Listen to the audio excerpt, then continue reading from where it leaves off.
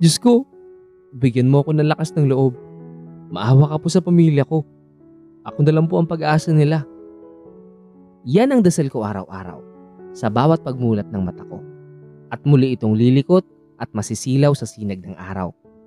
Sanay na ako. Sa 17 taon ba naman na ako'y ginigising ni God? Yan ang aking nararanasan.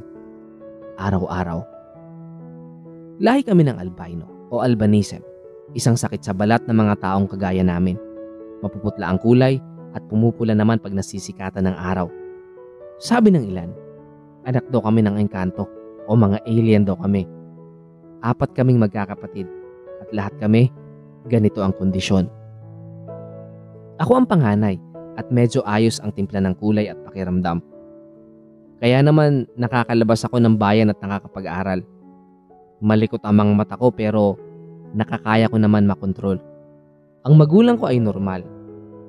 Pero may kamag-anak daw ang itay na ganito rin kagaya namin. Ate, binato ako ni Namukmo. Natamaan ako sa likod. Sumbong ng kapatid kong bunso. Lagi na lang silang inaaway ng kanilang kalaro. Mataong lugar kasi ang barangay namin. At malaki ang populasyon. Patira kami ng gobyerno at ang tawag sa lugar namin ay urban poor. Janet, naghahanap na ako ng lilipatan natin. Hindi ko na kaya ang nangyayari sa atin dito. Maging ako, inaaway nila. Nakakairita daw itsura nyo at natatakot sila. Napapaaway na ako at pinagkakaisahan nila tayo. Wika ni inay. Pero inay, huwag po sa malayo. Paano ang pag-aaral ko? Graduating na po ako ng high school at gusto ko po makatapos ng pag-aaral. Pasensya ka na anak. Malayo ang ating lilipatan. May napaawa lang sa itay mo at patitirahin tayo. Doon anak sa bundok na yon. Tahimik doon at walang mga aapi sa atin. Sabay turo ng inay sa bundok na natatanaw namin. Napakalayo at ang daan, napakahirap. Aabutin ng 2 oras ang lalakarin bago marating ang highway. At malaking halaga ang pamasahe patungo sa school ko. Dumating ang itay at may dala na itong mga kahon at mga plastic. Talaga palang aalis na kami. Napaiyak na lang ako sa awa sa amin at nag-iisip paano ako makakatapos ng pag-aaral. Itay, paano po ako? 1 taon na lang matatapos na ako sa high school. Ako na lang ang pag-aasa nyo para makaahon tayo. Anak, paano naman ang mga kapatid mo? Inaaway at kinatatakutan ng mga mapanghusgang tao dito. Wala tayong kakampi dito dahil hindi naman tayo taga rito. Malayo ang mga kamag-anak namin ng inay mo. Kundi lang sa trabaho ko sa factory, hindi tayo titira dito. Kaya ba natin itay ha? Paano ng 3 kong kapatid? Titigil na silang mag-aral. Hindi nila kakayanin ang mahabang lakaran. Wala akong magagawa anak. Balita ko pa ang lugar na ito ay isasara na at hindi na nakahulog ng taon ng bayad ang mga nakatira dito. Gagawin na daw itong subdivision. Anak, kakayanin natin ha. Sabay tayo sa umaga at sabay din tayo sa hapon pa uwi. Hindi agad-agad tayo paaalisin doon. Kausap ko na ang kumpare ko. Matagal na. Nangyari na nga ang dapat mangyari at nakalipat na kami sa napakalayang lugar. Walang kuryente at ang aming bahay, tagpi-tagpi na kawayan at halos 1 kwadrado lamang ang sukat nito. At nagsisiksikan kaming 6 at halos ang itay nakaupo na lang pagtutulog. Malamok at malamig at palibot kami ng gubat. Nakakatakot para sa mga kapatid ko. Baka may ahas at mga matatapang na hayop sa gubat. Wala kaming kapitbahay at ang ilog malayo. Natatakot ako para sa inay. Diyos ko, anong buhay po ito? Kakayanin ba namin ang pagsubok mo? Maawa ka po sa mga kapatid ko. Lalaki sila sa lugar na itong mangmang at salat sa lahat ng bagay.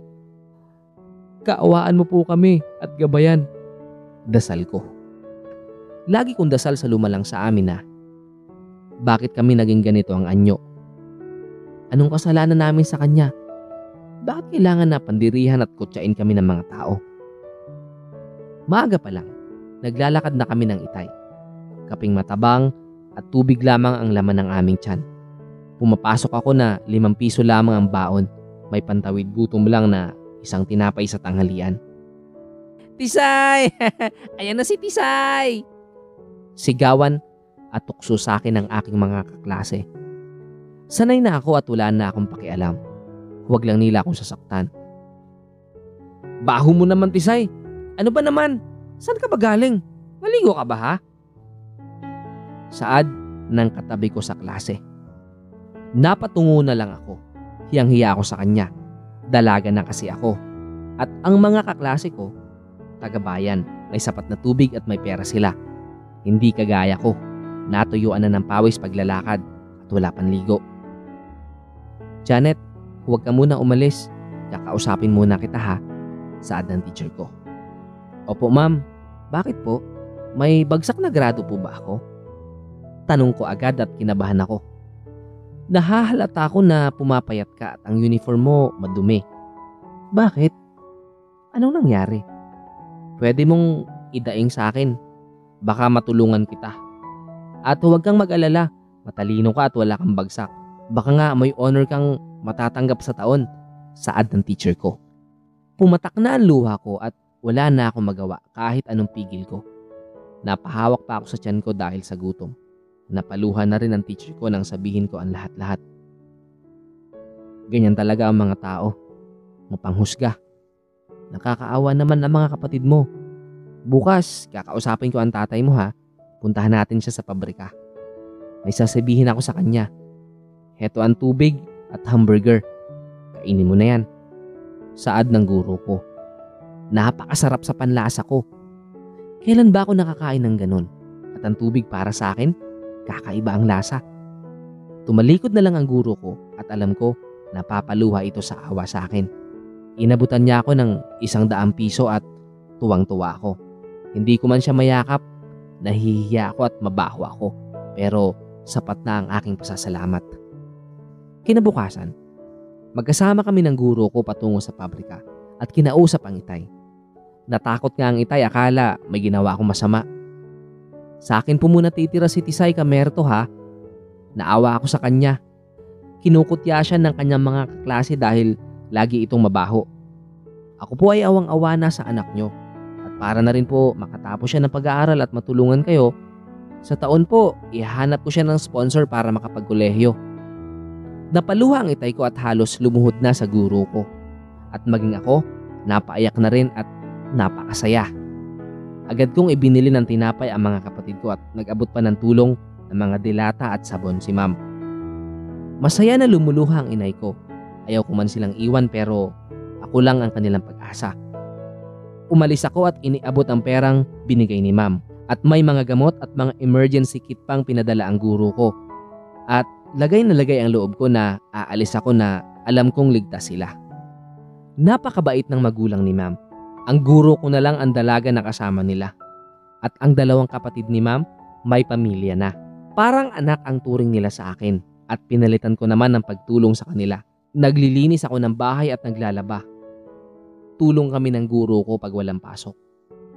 Pag mahaba ang bakasyon, nauwi ako sa bundok, dala ang tinapay at mga candy. Ang saya-saya ng mga kapatid ko at may dala din ako mga petroleum jelly para sa balat ng mga kapatid ko na pag summer, tuyot, Makati ito. Natutunan ko ang mag-computer sa tulong ng guro ko. Pinaghanap niya ako ng sponsor, mga site na nasa ibang bansa. Mga private na grupo na sumusuporta sa mahihirap sa buong Asia. At sa loob ng halos 6 na buwan na paghahanap ko, may isang grupo na napansin ang aking mensahe mula sa email nila. At sumugot ito at kinuha ang number ni ma'am. Diyos ko, Tisay! May sponsor ka na! Makakapag-aaral ka na ng college!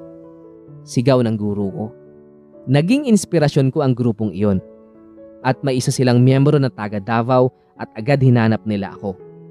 Kanilang pinag-aralan ang sitwasyon ko at inalam kung nagsasabi ako ng totoo. At pumunta nga kami sa bundok sa bahay namin at ginawa nila ng report ang kalagayan namin. Napapost sa social media ang sitwasyon namin. At umani ito ng napakaraming reaksyon. At maraming gustong tumulong at naawa sa aming kondisyon. At nang makatapos ako ng high school, pumunta ng Pilipinas ang founder ng grupo.